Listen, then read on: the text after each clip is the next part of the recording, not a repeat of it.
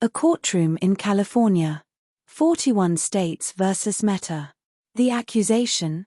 Deliberately hooking children. Making them addicts. The evidence, attorneys say, comes from Meta's own files. Internal documents. Leaked communications. A paper trail of intent. The company knew what it was building. Knew who it was targeting. And the cost? $200 billion. The largest consumer protection fine in history. But the real question isn't about money. It's about design. What did Meta create? And why? Children. Specifically, their brains. Not fully formed. Vulnerable to reward systems. To dopamine hits. Meta understood this, the lawsuit claims. Court documents describe something called the youth audience. Not users. Not members. An audience. To be captured. To be held. Attorneys point to internal research. Studies Meta commissioned. Then buried. What did those studies reveal? How young is too young? Meta had answers. But never shared them. The question lingers, when does engagement become exploitation? How do you hook a child? The lawsuit details the architecture. Infinite scroll. No stopping point. No natural end. Likes that arrive unpredictably. Random rewards. The same mechanism used in slot machines. Push notifications engineered for maximum interruption. Features designed, attorneys argue, not for connection but for compulsion.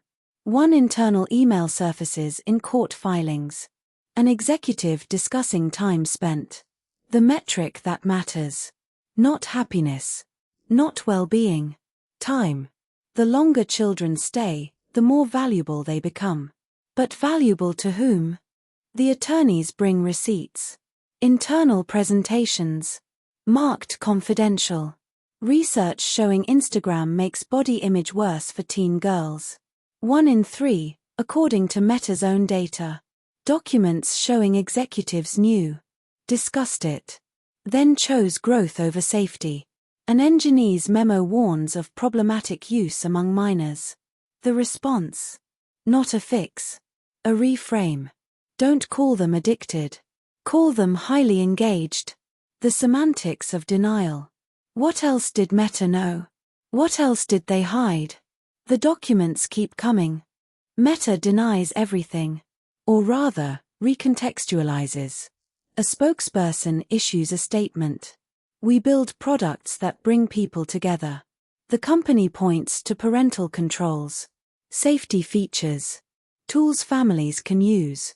But the lawsuit asks a different question. Why are those tools necessary? Why must parents defend against the platform? Meta argues it's helping young people connect. Building community. The states argue it's building dependency. Two narratives. Same evidence. Who's interpreting correctly? The court will decide. The lawsuit cites neuroscience. The adolescent brain. Still developing until age 25. The prefrontal cortex, responsible for impulse control, comes last. Social reward centers mature earlier. Creating a gap. A vulnerability window. Meta's platforms, researchers testify, exploit this gap. Triggering dopamine release. Creating habit loops. The same patterns seen in gambling addiction. In substance abuse. But this addiction lives in pockets. Travels to bedrooms. Never closes. What happens to a generation raised inside the loop? What does addiction look like in children? The state's present case studies. Depression rates climbing. Anxiety disorders spiking. Sleep disruption. Academic decline. But correlation isn't causation, Meta's attorneys counter. Except the internal documents suggest Meta ran the experiments. A/B testing on minors. Measuring emotional responses. Tracking mood changes. One study tested notification frequency. Another tested like visibility. All without informed consent. The subjects. Children who never knew they were in a lab. What were the results? Meta knows, but isn't sharing. The numbers tell a story. Meta operates the two largest social platforms on Earth. 3 billion users across Facebook and Instagram. The lawsuit focuses on those under 18. Millions of children. Daily active users. Monthly engagement metrics. Revenue per user. Each child, a data point. A profit center. The states calculate harm multiplied by scale. $200 billion. The figure isn't arbitrary. It's based on damages. On lives affected. On a decade of documented harm. But can money repair what's been broken? Can a fine undo the architecture of addiction? This case could reshape everything. The entire tech industry watches. Because if Meta falls, others follow.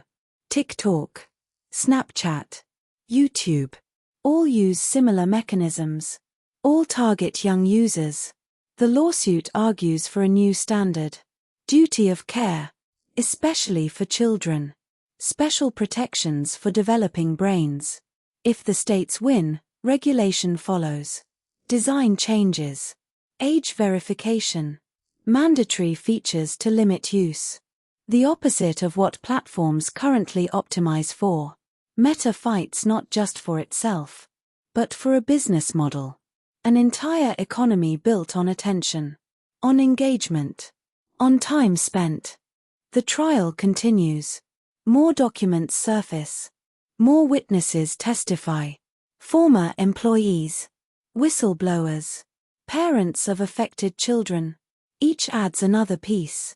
Another layer to the puzzle. Meta maintains innocence. But the evidence accumulates. The question isn't just legal. It's moral. Did Meta knowingly harm children for profit? The documents suggest yes. The company says the interpretation is wrong. That context is missing. But what context justifies designing addiction into products for minors? What explanation makes it acceptable? The court will answer. But the larger question remains. What do we owe our children? And who protects them when platforms won't?